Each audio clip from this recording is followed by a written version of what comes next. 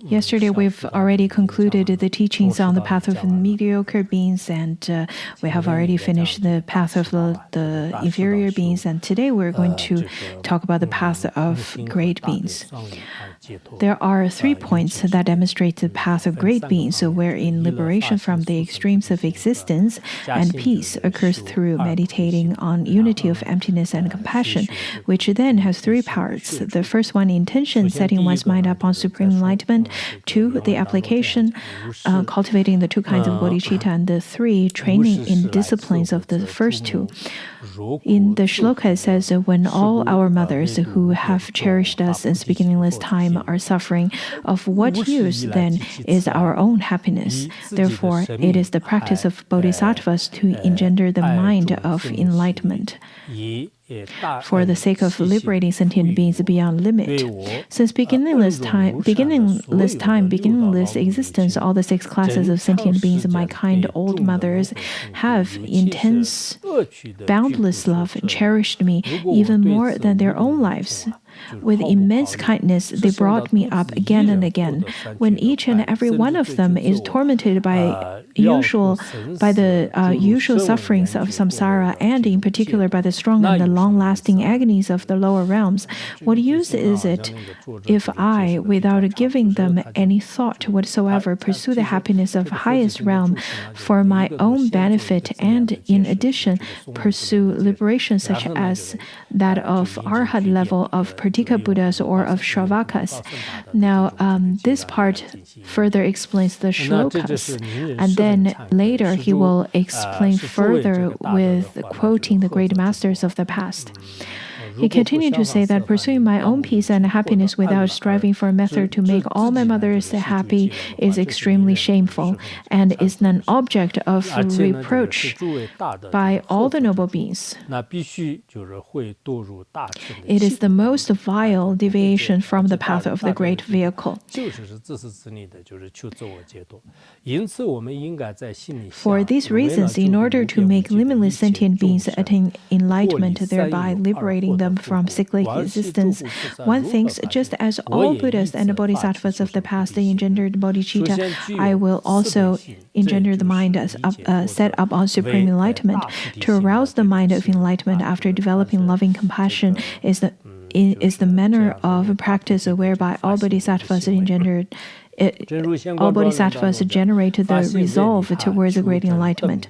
Furthermore, from ornament of the sutras, giving rise to the mind of enlightenment means wishing for true and perfect enlightenment for the benefit of others. This is a really important quotation. I hope you remember it.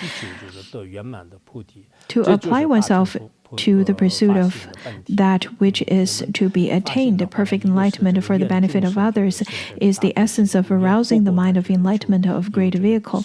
When categorizing the mind of enlightenment, the way of the Bodhisattva states, in short, the mind of enlightenment is said to have 2 aspects: the mind that aspires toward enlightenment, and the mind that applies itself toward enlightenment. In terms of the differences, it is stated in the way of the Bodhisattvas, saying that just as one understands the difference between wishing to go and actually doing so, in the same way should all wise ones understand a progressive difference between these 2. Furthermore, the gateway to the great vehicle path of both sutra and mantra is the mind of enlightenment. Whether or not one is counted among the representative of the great vehicle or not depends on whether one has or does not have this bodhicitta. Are you a practitioner of Mahayana or not? It really is very much based on, do you have this mind of bodhicitta, this mind of enlightenment? From the way of the bodhisattva, if bodhicitta comes to birth in someone who is suffering in the prison of samsara, then in one instant, that one will be called the child of all the bliss-gone ones and become the object of worship of gods and humans. This is a very familiar quotation to all of you, I believe. And to continue, it says that today my life has borne fruit.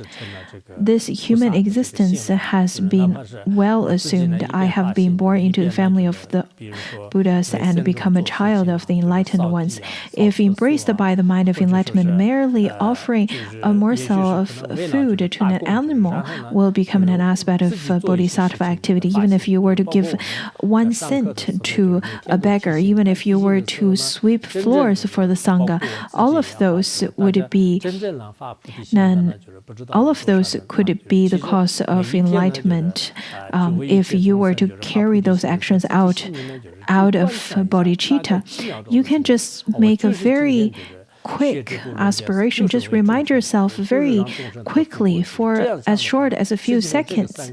Remind yourself that you're doing this to benefit the others, arouse bodhicitta, and then carry out your actions. Then the merits would be endless. If not embraced by it, offering even the 3,000-fold universe filled with jewels will not, apart from being mere generosity, become an aspect of bodhisattva activity.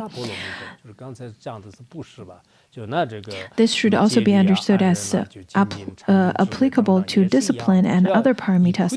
The first part of this passage talks about the paramita of generosity, and then it also applies to the other paramitas. This illustrates the benefits and the faults of possessing or not possessing the mind of enlightenment, and of embracing or not embracing one's actions with the mind of enlightenment. In the same way, the Sutra of the Ornamental Array, the Way of Bodhisattva, and other texts, such as the sutra requested by Sridatta, if the merit of the mind of enlightenment had a form, it would fill the whole of space and overflow even that.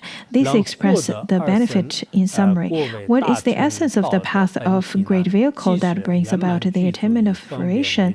The two kayas, it is the method and knowledge perfectly complete. The foremost method being great compassion and bodhicitta, and the foremost knowledge being discriminating wisdom and realize emptiness.